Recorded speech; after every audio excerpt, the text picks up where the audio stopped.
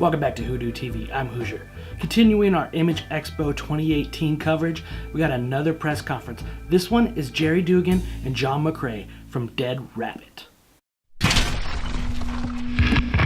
You are now watching WhoDooTV. How you doing? How you doing? Everyone well? How the hell are you? My name is Martin Dobbs. I am the Dead Rabbit, and I'm the star of a new image book that is coming out later this year, written by this very fine man to my left here, Mr. Gerry and John. Give him a round of applause.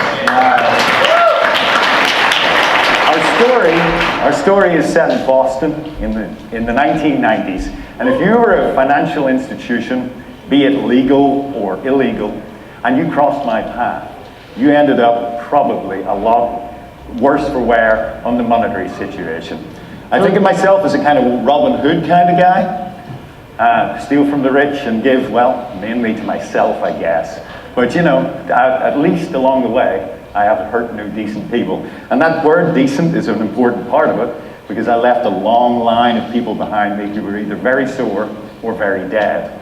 So, you know, the thing about me is I am descended from one of the original gang members of the gangs of New York, who was one of the most violent and brutal gang members, the Dead Rabbits.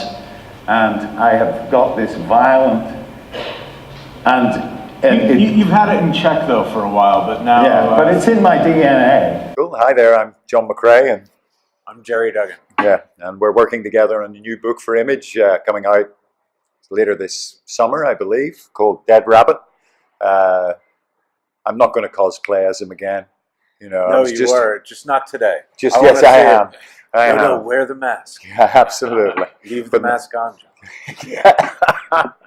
Oh my God, you've seen right into my... Look, I've been such a big fan of John's for a long time, so this has been a dream come true for me. We talked. Who sort of put us together? Was it Rick and Eric? Sort of said, "Hey, you guys are both sort of looking for something to do. You should." Well, yeah, but we've been talking since we had met each other in Dublin. Yeah, at a con in Dublin, and we'd been mutually sort of massaging each other's egos, and it's, I guess, I don't know who put us together. It just seemed to happen. Yeah, but coming out of Dublin, we had said we'd love to be able to figure out something to do together, and I started. We don't have universal health care in this country, and so I and even inside my family, just when someone gets sick, the idea of sort of having first a family safety net, and then we should have more of a social safety net. And I just was reading these poor stories about people who are crowdfunding for stuff that they shouldn't have had to crowdfund for, and out of that came, boy, there's no justice in the world.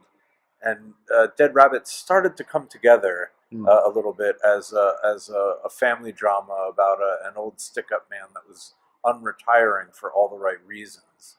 And we talk about justice, and it's, God, that's compelling and feels good to be able to throw a different skin on and then go out there and get justice. I think that's part of the reason why I always love comics, is the notion of that instant justice, the instant gratification. And so, we're telling a story that I think it will be funny, it will be tragic, because those are, I think, both John's and mine's fastball pitches. But we are really having fun. And the stuff that John is doing these days, I know I'm biased, but boy, I don't want to embarrass you. I just think it's the work of your career. Everything looks so good. Thank you, man. I appreciate that. I mean, it's, I'm a big fan of Gerry's work too. He writes funny, humorous, violent comics with heart and soul. I think I said that earlier, and it's, I was really chuffed when he said that he wanted to work with me. And, this book, I can see it being something, and actually, I hate to say things like relevant or what have you, but as the world descends into the shit can that it seems to be descending into, I think it'll become more and more relevant. So, yeah, which is a shame, Yeah, it's. I wish that weren't so, but yeah. But anyway, it's funny as well, and it's violent and it's humorous, as well as having a social awareness bubbling underneath.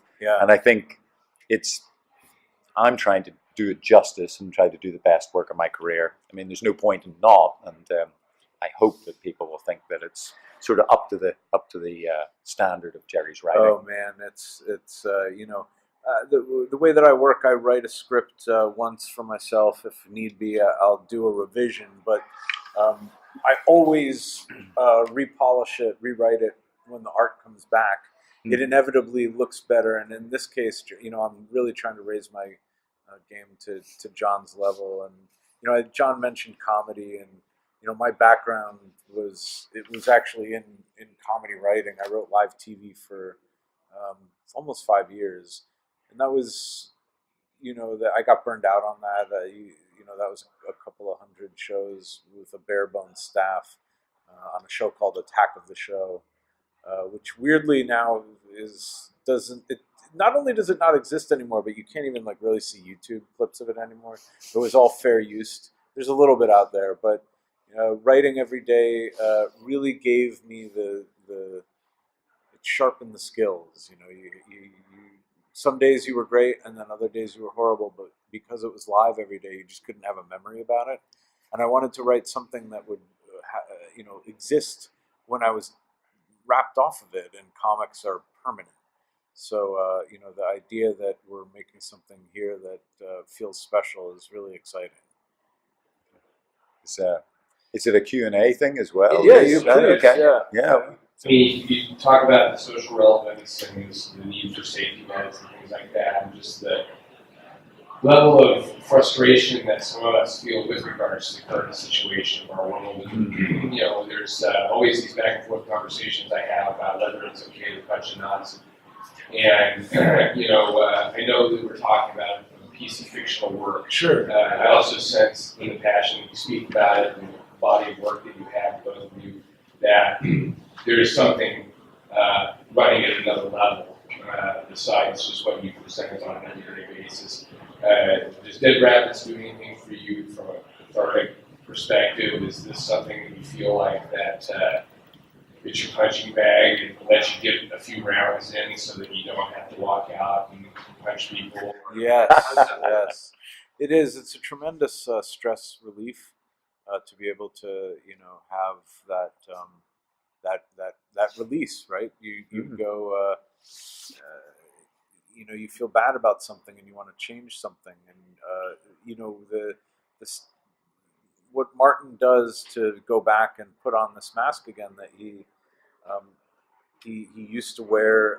He was a wild man in the '90s, and then he met the love of his life, and she sort of tamed him, and he put away the mask, and he reformed. He reformed himself, and unfortunately, now that she's sick and needs some longer term care, the idea that he would do this would break her heart, and there is a moment in the first issue where it becomes, she's not.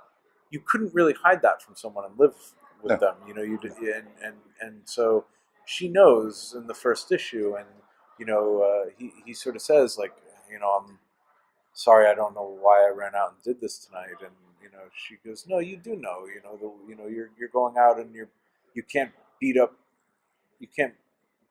the illness I have, but you can take it out on someone. And so they understand this, like the past history of violence is something that is going to be harmful to both of them, that it's sort of coming back out now. But I will say too, as we sort of are, I think keeping a real emotional core about it, I think some of the stuff that happens is hilarious.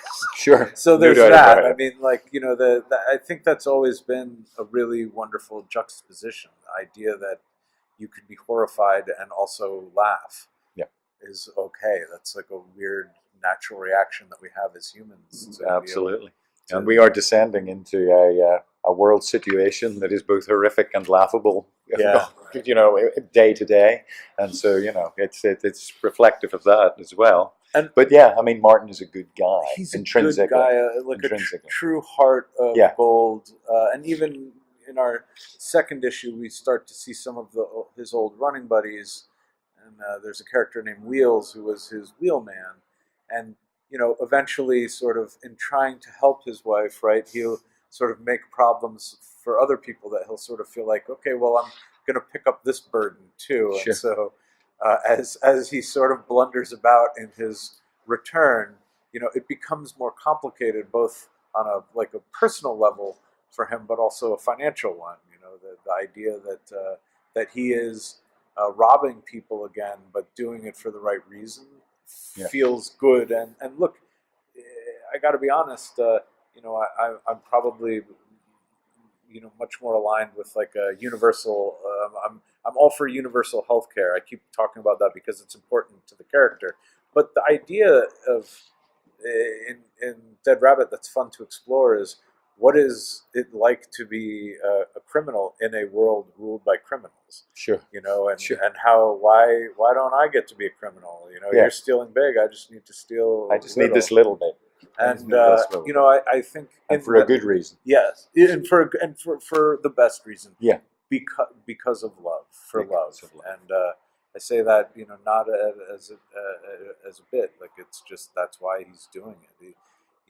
So we all do good things either the wrong way sometimes, or we do bad things for the best reason, and that's the really fun, complicated world that we're setting it in. Obviously, we don't have a masked criminal really running around for very long. This is a guy that has been lucky and good, Sure. and so to have that back maybe feels like it's hyper real. Like we don't have that here, but the world that we're living in now is very much the world that Martin inhabits, that the Dobbses are in there for. So, yeah.